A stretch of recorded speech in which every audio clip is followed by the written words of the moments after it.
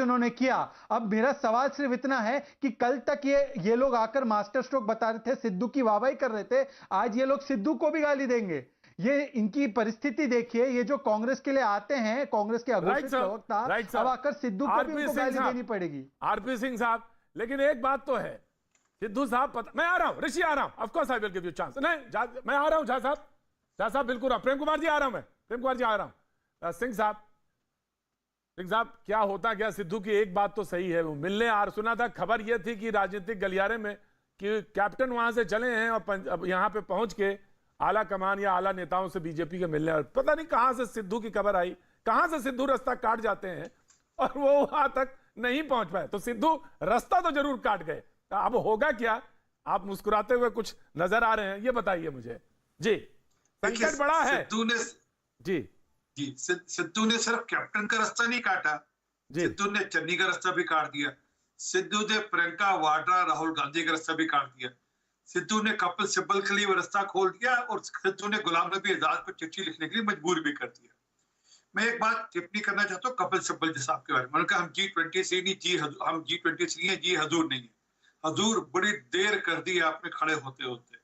ये अगर थोड़ा कुछ 2-4 साल 5 साल पहले किया तो स्थितियां बदल गई होती। अब तो आप कुछ भी करते रहिए, स्थितियां सुधरने वाली नहीं है। एक बात बड़ी स्पष्ट हो गई कि कांग्रेस की जो सेंट्रल लीडरशिप है इतनी कमजोर है, प्रियंका वाड्रा राहुल गांधी के फैसले इतने कमजोर फैसले हैं और इतनी नासमझी के फैसले हैं कि नीचे उसको मानने के लिए लोग तैयार नहीं है, वो लोगों के गले से नहीं उतर रही।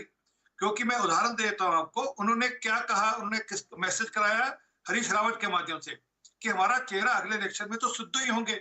उसमें सिद्धू को क्या दोष दोगे? सिद्धू ने कहा अरे चन्नी मुख्यमंत्री है तो है, रिमोट कंट्रोल तो मेरे हिसाब से चलेगा।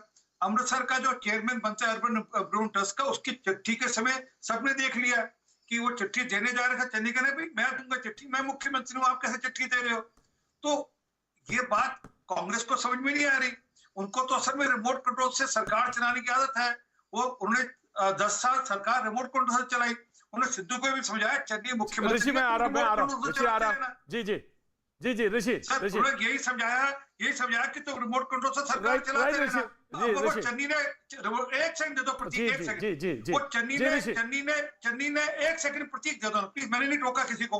वो चन्नी ने रिमोट कंट्रोल से बबुआ बनकर सरकार चलाने को मना कर दिया। परंतु मेरा कंसर्न ये सबसे बड़ा है, और कंसर्न है कि पंजाब का 600 किलोमीटर बॉर्डर है जो पाकिस्तान से जुड़ता है, और पाकिस्तान लगातार ड्रोन के मामले से यहाँ पर हथियार ड्रग्स भेजता है।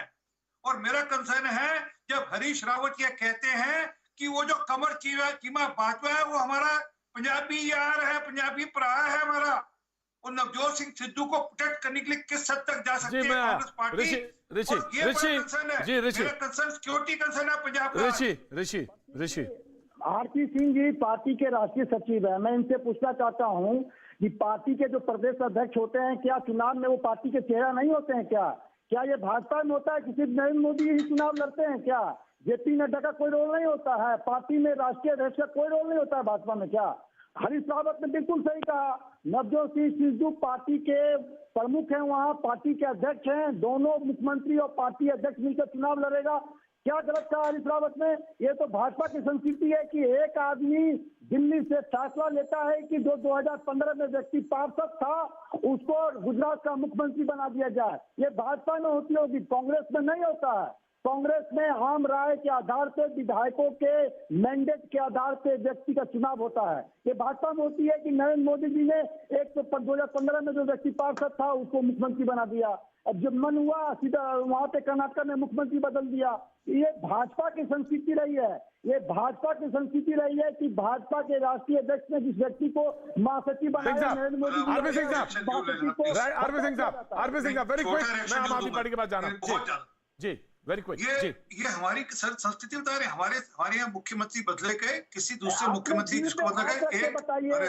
अच्छा चलिए ऋषि जी टोका क्या, सुनने की माता रखो, सुनने का मादा रखो। एक 51 साल का सो कॉल्ड नौजवान एक ऐसे आदमी को ह्यूमिलेट करता है, उसको बेइज्जत करता है जिसका 51 साल का राजनीतिक कैरियर है। आप तो जो देश के हित में हैं, उन लोगों को पार्टी से बाहर निकालते हैं, उनको पार्टी से बाहर निकालने का रास्ता दिखाते हैं, और जो कहते हैं भारत तेरे टुकड़े होंगे इंशाल्लाह उनके साथ खड़े दिखते हैं। मोदी आधा अमित शाह।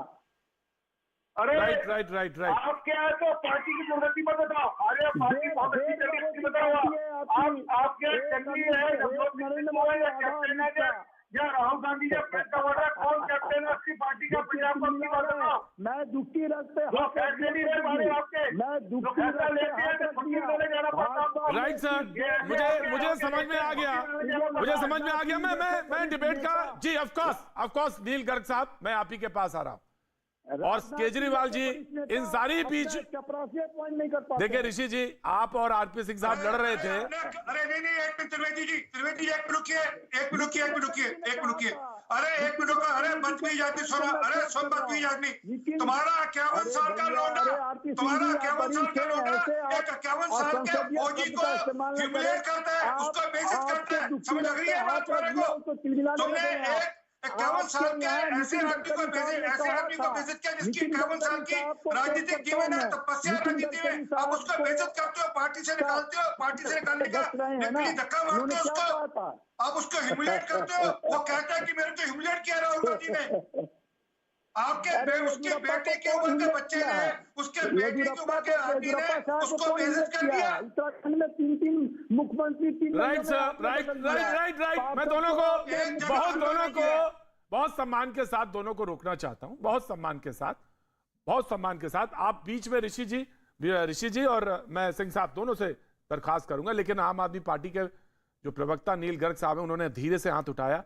आप दोनों लोग लड़ रहे थे तो धीरे से उन्होंने हाथ उठा के कहा कि बिल्कुल सही कहा, और जो भी कह रहे हैं सिद्धू वो बिल्कुल ठीक कह रहे हैं, दागी मंत्री और अफसर हटाए जाएं, इसीलिए उन्होंने इस्तीफा दिया। आपको लगता है कि गर्ग साहब इस्तीफा इसीलिए उन्होंने दिया है क्योंकि दागी अफसर और मंत्री पहुंच गए थे, इसीलिए उन्होंने इस्तीफा दिया? आपको ये लगता है? आज सवाल मैंने यही पूछा है गर्ग साहब।